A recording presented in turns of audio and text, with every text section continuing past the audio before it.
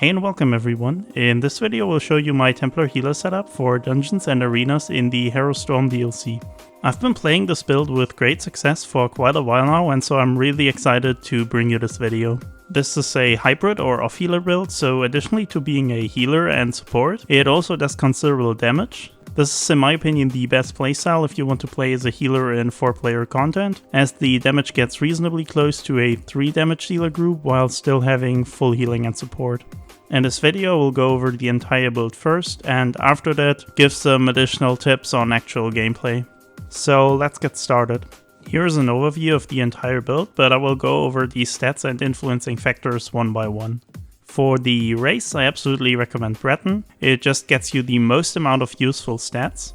You can also go with other Magicka focused races, but you will need to adjust for the weaker sustain. I am also a vampire for even more sustain, but that isn't that important as it doesn't scale well on this build. For my Magicka and health balance, I'm usually running 64 points into Magicka with Magicka health food. Rec food is also a good option if you need more sustain with a bit adjustment to the health pool. As you can see in the background footage, I mostly play in coordinated groups where a lot of fights are under a minute, so sustain barely matters to me. If you're running with weaker groups, it is very likely that you will need to use rec food. For the Mundus, I decided to use Thief as it gives me the best DPS with my otherwise rather low crit and increases my healing as well. In more difficult content, I run spell power potions, increasing my crit and spell damage even further. However, Magicka drop pods are in my opinion fine for most dungeons. For my gear, I'm running 5 light, 1 medium, 1 heavy, with the core of this build being the combination of Olorim and False God. Olorim is a super powerful and easy to use support set that I can backbar, allowing me to have a Maelstrom staff on my front bar. False God on the other hand takes care of all my sustain needs and is in general just a ridiculously set efficient set. On top of that, it provides a speed buff which comes in really handy when rushing through dungeons. As I already said, I'm using a Maelstrom Lightning Staff as my front bar weapon. A Lightning Staff is really important to push the uptimes of off balance and vulnerability, similar to a traditional healer, but it also works well with the large amount of AoE in this build. The monster set is what I use to adjust for specific content. Normally I use Grotha for a damage increase. I found this set works best as it is easy to use and universally strong. As my second option I have Ice Art. Honestly, if you're running anything where you aren't allowed to die and time isn't an issue, just go with Ice Art. The set is still completely busted for survival. For a third option I have Symphony of Blades. This is what I usually run if one of my DDs has sustain issues or for longer and more chaotic fights. Things like achievements that require the tank to hold large amounts of VATs, for example. It is just a really strong and versatile support option if other players in the group are struggling with sustain or survivability. Of course, a setup with 2 perfected trial sets and a arena weapon isn't the easiest to get. For a more accessible version, I would recommend using the normal versions of Olorim and False God and replacing the Maelstrom staff with a Willpower staff. Should you have trouble with a specific monster set, going for 2 offensive one pieces like spell damage or crit is also a good option. Moving on to traits and enchantments. I'm running full divines with Magicka, however you can also run 1 or 2 health enchantments if you play with rec food. On the jewelry, I decided for 3 times infused spell power. Bloodthirsty does theoretically give more DPS, however I find it a bit hit or miss in actual fights. A lot of the more difficult dungeon fights have chaotic execute phases with high incoming damage, making it hard for a healer to keep up DPS. For my weapons, I'm going with Infused Berserker on my back bar, even though I'm using a healing staff, and Precise on my front bar. I'm running a Shock Enchant here for more damage support. Let's take a quick look at my CP next.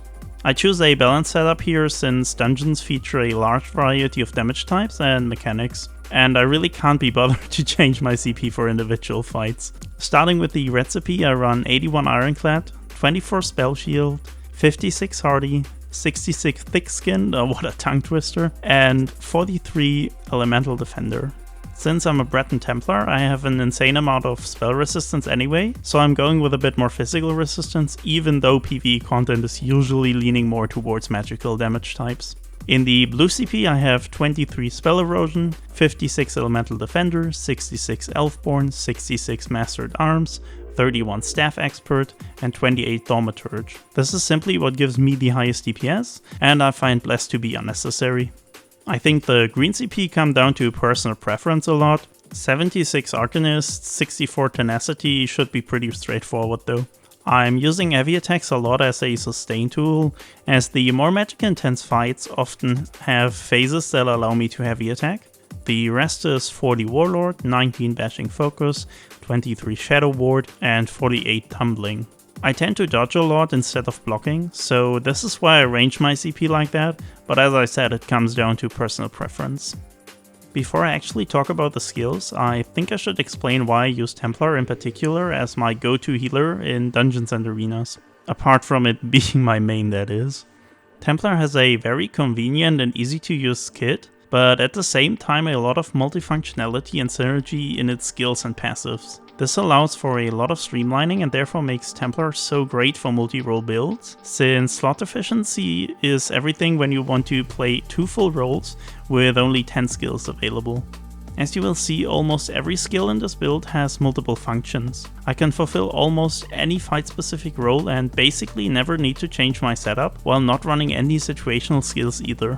As my main spammable, I use Puncturing Sweep, which works in single target as well as AoE, and additionally is a great self-heal for ignoring incoming damage.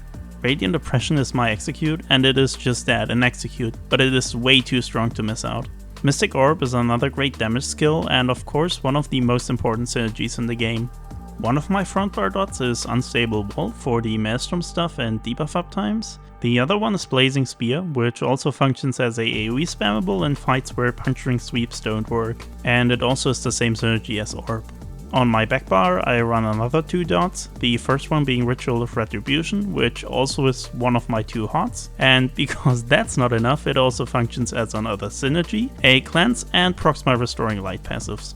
The second back bar dot is Solar Barrage, which procs my Dawn of Wrath passives and gives me Empowered, making my light attacks even stronger. My bread and butter healing skill is Combat Prayer, which mainly is a damage buff, but it's also used as a burst heal in this build. For another healing skill I have Illustrious Healing, and this is actually the only skill I do not use in my normal rotation. I use it situationally when I expect high incoming damage. Even though that is its only function, an additional hot is still more efficient than wasting GCDs on spamming Combat Prayer. And the last skill is Radiant Aura, my source of Mana Magicka Steel, and this also functions as a sustain boost in pure healing phases. Other skills worth mentioning are Radiating Regeneration as a replacement for Illustrious Healing or a third hot in case you need it. Elemental Drain as a replacement for Radiant Aura when the group has no other source of major breach. Channeled Acceleration as a additional DPS increase, and Speed Buff if you have an open slot, or Channeled Focus if you need sustain and survival. If you prefer having a ranged spammable, you can also go with Force Pulse. I prefer Jabs however for the added utility and especially class identity. For the ultimate, Meteor for the passives and Crescent Sweep as the active one works really well. Alternatively, I also like to use Elemental Rage as I often save up too much ultimate. Barrier is another option if you want to play really safe. However, keep in mind that you need an Atrix Spear ability on each bar for the passives. Talking about passives, you of course want your 3 class trees, healing staff and destruction staff, additionally light, heavy and medium armor, Undaunted, Fighter's Guild for Ultigen, Mage's Guild if you run Meteor, racial passives, Alchemy for potion duration, and provisioning for buff food duration. So that's it for the build, let's continue with the rotation. When I make hybrid healer builds, I always aim for at least half the damage of a DD. I get consistently above 51k on the 21 million dummy with this build, so that goal is definitely met. However, since healing is very reactional and situational, dummy parses are of course less representative. But even in actual fights, the 50% of a damage dealer or 20% of the group DPS is still reasonable. So let's talk about the actual rotation then. I'm recasting my 4 dots in a 10-second static rotation, since 3 of them last 10 seconds and the 4th one, Ritual, lasts 12 seconds. Combat Prayer is another skill I want to keep up, but don't include in that partial rotation. However, you absolutely can for an easier rotation. Radiant Aura I also usually recast whenever it runs out, however this skill is a bit more situational, and you can leave it out if fights are so short that sustain isn't an issue anyway. The rest is just spamming Puncturing Sweep until a dot or buff needs to be recast. You should use an orb at least every 20 seconds instead of your spammable for the synergy. Though if you can sustain it, you can use it a lot more often, especially in trash and bosses with a large hitbox, as it is one of your strongest DPS skills in those situations. From 30% down I use Radiant Oppression instead of my regular spammable, while still keeping up my dots and buffs. Ideally, I keep up everything, unless it wouldn't run its full duration anymore. However, it can be situationally better to not do that. For example, when you cannot get into melee range or the target moves out of dots constantly. Of course, I'm also trying to always weave, making a light attack before every skill. Light attacks are one of the top damage sources. So that was the theory anyway, so let's put it to practice. For this section of the video, the background footage is from random veteran dungeons with complete pickup groups. I usually only play with premates, but I wanted to test it for the video so I can give you better advice. The build performed really well in those scenarios and I had a surprising amount of fun. The damage is absolutely enough to carry even some of the harder dungeons and prevent low damage groups from being overrun, while the healing is enough to compensate for mistakes and just tank through many mechanics. Overall, the versatility of this build is just great for playing with random groups. Combat Prayer is probably this build's most important skill, and using it effectively is the core to succeeding with it. In contrast to smart target heals, you can't just press it whenever someone takes damage. So your reaction time to incoming damage depends massively on correct positioning and situational awareness. I always think about how I can get my team with Combat Prayer when choosing my position. To me, the best position usually is at the side of a target, so I have my damage dealers on one side of me and not split up or in the back. With good stacking, you can also stand slightly behind the group, but this often does not work as you need to stay in melee range, and a lot of damage dealers tend to stay too far away or consistently move back and forth. Additionally, I use Ritual and Illustrious Healing to soak up as much of the incoming damage as possible, so I can keep up my rotation. Of course, there are also damage dealers that run around like they're on drugs or something. In those cases, it's usually not worthwhile to try and catch them with Combat Prayer, so I don't even bother and just keep up my own damage. Olorim is very similar, and there are situations where damage dealers just make it impossible for you to support them. But in general, it's rather simple to keep up, as it has a very long 30-second duration with only a 10-second cooldown. As this build only has the set on the back bar, you can very easily control the proc and place it wherever you want with Illustrious Healing. You want to start out every fight with proccing Olorim, as everyone should be stacked, and this gives you the uptime for the first 30 seconds by just placing down your ritual. Something that is really important in general, and even more so with a build like this, is to always stay in control of the fight. The worst you can do is just turtle up and wait, spamming healing, burning resources, and losing your uptimes, making your own situation even worse. You always want to keep up your support and damage, so you don't even get overwhelmed in the first place. When you really have to play defensively, always keep up your HOTS, as this is more efficient than just spamming burst heals. Additionally, control your resources, so you never get caught with no magicka to heal or stamina to play mechanics. A lot of this also comes down to knowing the content, which is why I do not recommend this playstyle for beginners in general.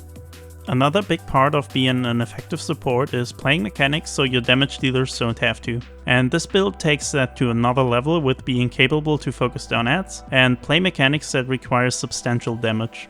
Something I always consider when being tasked with certain mechanics on this build is whether I actually play it as intended or simply heal through the damage it otherwise does, as this can often actually be safer. Since you're playing two roles that are sometimes conflicting, making decisions like this is really important. I hope those tips have given you a better understanding of how to play this build effectively. I guess in the end it comes down to actually practicing with it in dungeons yourself, and you shouldn't expect it to work right away. But that is everything for this build, and I really hope you enjoyed it. Thanks for watching.